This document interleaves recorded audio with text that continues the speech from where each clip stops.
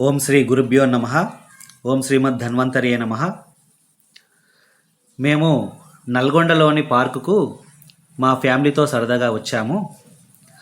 ఇక్కడ నాకు ఒక మూలిక కనిపించింది.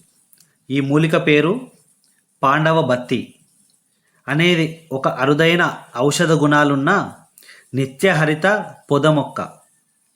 మహాభారత కాలంలో పాండవులు వనవాస సమయంలో ఈ ఆకులను నూనె రాసి కాగడాలుగా అంటే దీపాలుగా ఉపయోగించారని ప్రతీతి.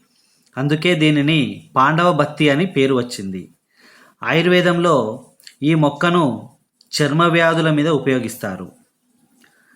దీని పక్కకు ఇంకో మూలిక కూడా నాకు దర్శనమిచ్చింది. దీని పేరు ఎదురు ఉత్తరేణి. అందరికీ సామాన్యంగా ఉండే ఉత్తరేణి తెలుసు.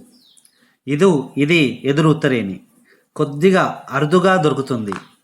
ఈ మొక్కను ఇంటిలో పెంచడం వల్ల ఇంటి శ్రేయస్సు, ఇంటి అభివృద్ధి చెందుతుందని గ్రంథాల సారంగా తెలియజేస్తున్నాను. ఈ ఉత్తరేణి వేరుతో పండ్లు తోముకోవడం వలన పంటి నొప్పి తగ్గుతుంది. ఆయుర్వేదంలో అత్యంత ప్రాముఖ్యత కలిగిన ఔషధ మొక్క ఇది. ఈ సమాచారం మీకు ఉపయోగపడుతుందని నేను ఆశిస్తున్నాను. అందరికీ నమస్కారం.